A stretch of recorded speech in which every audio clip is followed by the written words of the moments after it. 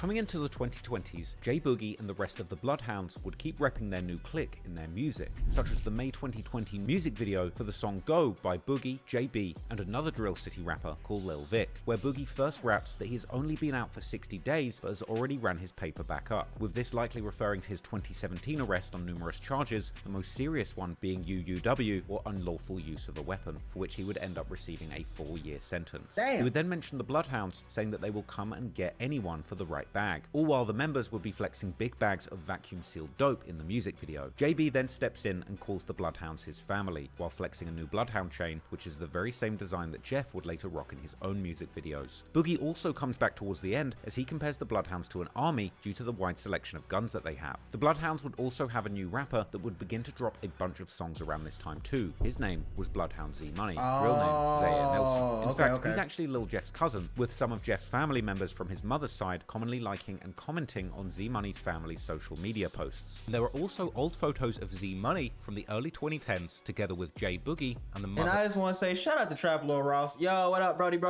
Hey, if you're new to the chat, go ahead and follow that follow button right now. Follow for now. But I just want to say shout out to Trap Lord Ross because he definitely did not have to blur out their Facebook names or blur out their faces.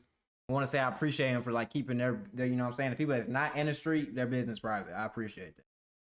Of Jeff and Boogie. In a music video by Z Money dropped in December 2020, Z Money can be seen hanging out with J Boogie, flexing big guns and stacks of cash. Unfortunately, not long before this video dropped, Boogie would get in trouble with the law once again in August 2020, when he was seemingly arrested twice on numerous charges, including possession of a stolen vehicle, same month was crazy. Again, UUW. This would once again see J Boogie doing another long bid in prison, God with his damn. projected parole date now being in 2027. Meanwhile, the new generation of Drill City, Trap City, and Chris World members were also reaching adulthood. One of these kids being the Bloodhound rapper Vert, or Rel Vert, who seemingly spent much of his childhood in these neighborhoods. In fact, his and his old friend's social media accounts still have plenty of pictures left from around that time period, and in these pictures, a young Vert can be seen dropping the Y's, likely once again for TYMB, whilst also throwing what seems— Yo, bro, you want to see one of my YouTube videos? I mean, yeah, I'll take a look at one of your YouTube videos. I ain't never opposed to looking at a YouTube video. Wait till I see this reaction. I got you on phone now. To be either a 6 or a B hand sign, perhaps either as a homage to 66th Street meaning Trap City or Chris World, or for Barnum that Drill City rep. Or the B may possibly even represent the Bloodhounds, which at this time were already a major thing amongst many of the older members from the area who were using this very same hand sign. Now Vert is slightly older than Jeff, and he would also begin his rap career a few years before him, for example his music video for a song called Next Song Remix dropping in early 2019. The music video begins with Vert saying that they are posted up on the 79th, meaning Drill City's hood, before once again dropping Y's and throwing the 6 I'm gonna take a look for you. sign. Hey, you know how the fuck we come here? We don't know, man. You know, I'm coming here. Oh, 7 now, you know, we in this, man.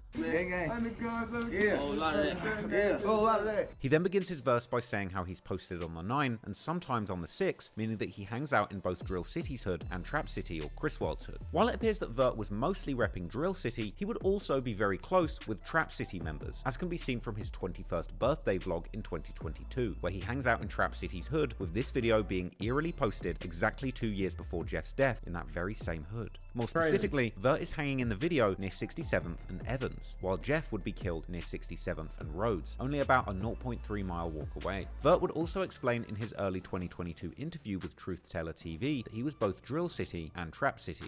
I'm from 67 Trap City and 79 Drill City.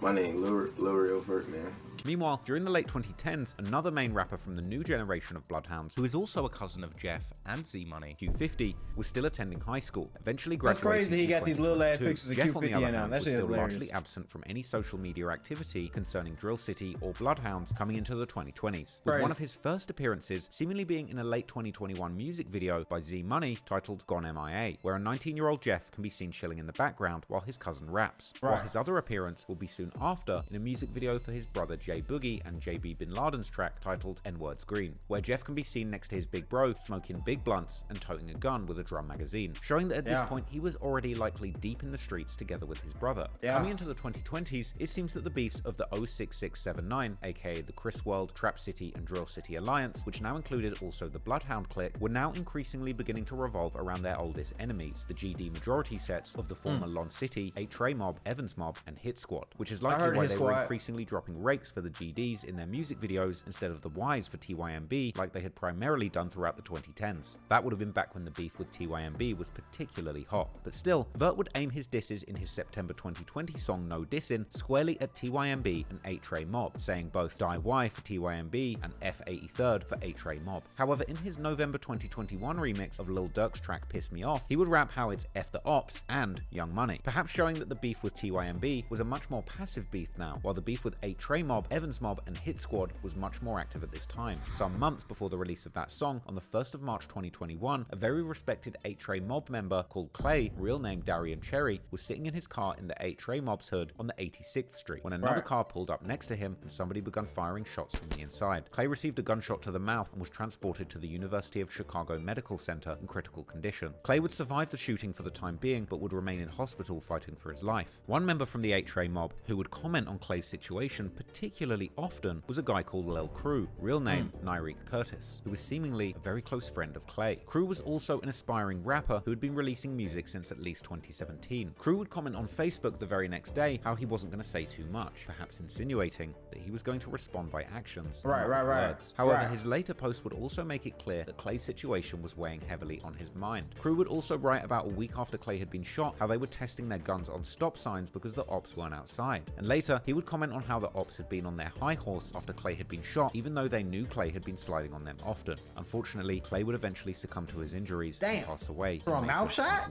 And to honor his memory, 8-Tray Mob would begin to call their block the Clay Way. Clay's murder has never been solved, but the rumors online have placed the blame on a few different people. One of these, perhaps somewhat surprisingly, being Lil Jeff himself, with some people claiming that this information comes from a reliable source, while others would claim that Clay had in fact been killed by Vert. However, to be absolutely clear, there's seemingly no real evidence to tie either of them to this murder, although they would certainly take part in dissing Clay on social media, and in music, such as on Vert's song Knuck If You Buck that was released on October 2022, where Vert raps how 8-Tray Mob thought that Clay's name was ringing in the streets, but now he's irrelevant, as well as dissing another 8-Tray Mob member for allegedly getting shot and injured. Unfortunately, Vert and Drill City were soon about to experience a major loss of their own. During his teenage years, Vert had seemingly been particularly close with a guy from Drill City called Ruger, real name Jermaine Darden. Unfortunately, Ruger would be gunned down in Drill City's hood in March 2021, whilst two others were wounded. This would be another devastating loss for the people close to him. Q52 would pay his respects to Ruger right after his death, showing that while he might have been absent at this point from the music videos of guys like Vert, he was very much involved in the street side of things. Like Clay before him, the killing of Ruger would also become yet another unsolved murder in Chicago. However, there has certainly been some interesting posts that have come out after his death, one of these being a post from one of the cousins of Clay, who would say how he'd risked his life to get back for That's Clay. A decent little second left to the vid, man. After Be patient, man. On the 13th of April 2021, at around 7 p.m, Lil Crew would be outside of the very same 300 block of 86th Street, I got you, where bloody. Clay had been shot at the beginning of March,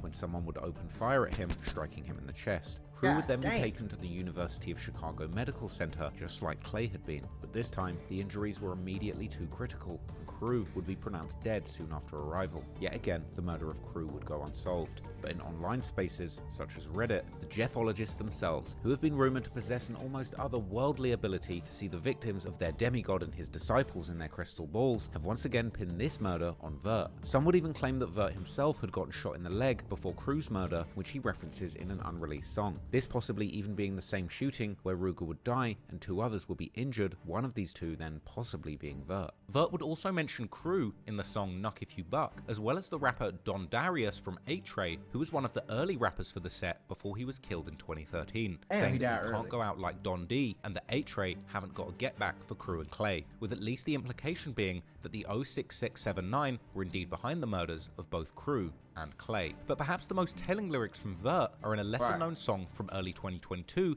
titled Live or Die by the Chris World rapper Chief 2 Times, now going by the name Big Boss 2 Times, featuring Tero and RB Tasky from Trap City, as well as Vert, who raps in his verse how it's F8-Tray, before specifically mentioning both Crew and Clay, saying how he got them both lit. Yet others have claimed that Crew was in fact killed by somebody from the Woodlawn set 800, who are known for beefing with numerous sets, including both the Bloodhounds and the 8-Tray. You just never know, though. I ain't gonna lie, that's one thing about the streets. You just never really know what happened and when it happened, because like it's so many people that people are beefing it with. People could have got backdoor. It could have been a clique that he was into it with. It could have been anybody. Like you genuinely just never know. Like, it's just so much shit that goes on in the day, man. You just never know who did what, why they did it, what's going on.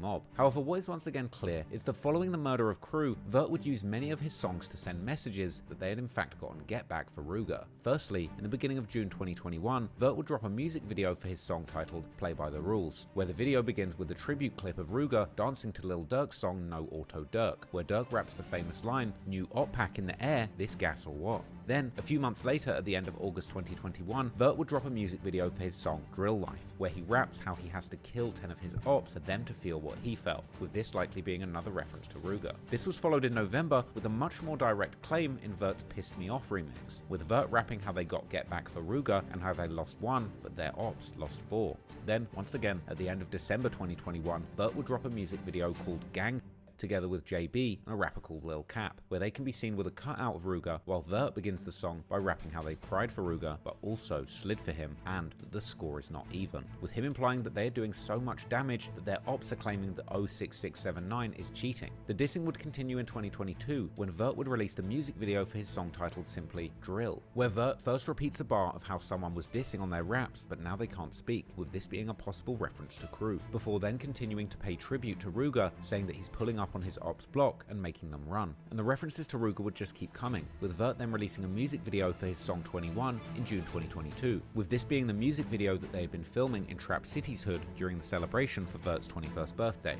In the song, Vert once again mentions how he cried after Ruger's death, but he had then wiped his tears and gone to sliding, and saying how it's been back-to-back homicides ever since. At this point, it was clear that no matter who had been behind these murders, the war around the east side was getting very heated, and unfortunately, the war wouldn't only continue between the established alliances, such as 8-Tray, Evans, and Hit Squad versus the Drill City, Trap City, Chris World, and the Bloodhounds, but it would eventually morph into a deadly civil war within the 06679 line. I ain't gonna lie, that shit happens a lot though. There's a lot of people that end up like getting into it with their own homies. Backdoors be happening, a lot of crazy stuff, you know, and it's just like, that's why I'm so glad I wasn't raised on the east side, because the east side is a real life terror town.